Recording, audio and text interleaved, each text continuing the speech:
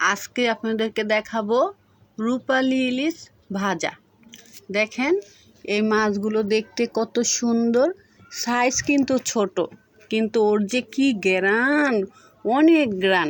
সেই আমার মা চাচিরা যখন মাছ ভাজতো ঠিক সেই রকম গ্রান।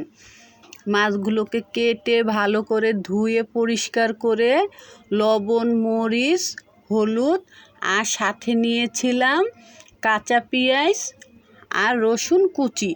এখন সবগুলোকে একসাথে মেখে আলতো হাতে বিছিয়ে দিচ্ছি। এই রান্নাটা করতে আপনাদেরকে সবসময় খেয়াল করতে হবে, আপনাদের একটা তেলে তাওয়া নিতে হবে। এরকম একটা বিছানো ছড়ানো তাওয়া হলে এই রান্নাটা কিন্তু ভালো হয়। কারণ এটা আমার বেশি জোর হলে 5 মিনিটের রান্না হবে বা 6 মিনিটের রান্না। মাছটা এপিট ওপিট দুইবার শুধু এই একটা বিছাই দিয়েছি, আর একবার শুধু উল্টিয়ে দিব, তাহলে আমার রান্নাটা কমপ্লিট হয়ে যাবে।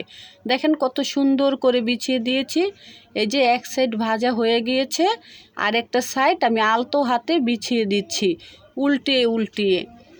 আমার পেঁয়াজ আর মাছ কত সুন্দর একটা কালার চলে আসছে, মাশাআল্লাহ, অনেক তেল উঠেছে।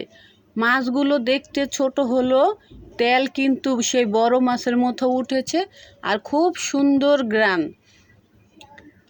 এই যে দেখেন মাছগুলো কত সুন্দর একটা কালার চলে আসছে, গ্রানও সুন্দর, অনেক তেল উঠেছে। আমার রাজকন্যা, রাজকুমার, ওদের কথা চিন্তা করে সাথে আবার আমি পাতলা ডাল রান্না করেছিলাম। এই যে পাতলা ডাল, এটা আবার এই চুলায় আমি বসিয়ে দিয়েছি। এটাকে পেঁয়াজ রসুন দিয়ে ফোড়ন দিয়েছি, আর এই সাইডে মাছগুলো ভেজে নিচ্ছি। আমার আজকের রেসিপিটা কীরকম হয়েছে, আর যদি ভালো লাগে অবশ্যই কমেন্টে জানাবেন, আমার পাশে থাকবেন। আমার রেসিপিটা ভালো হলে আপনারা বাসায় ট্রাই করবেন। আল্লাহ হাফেজ।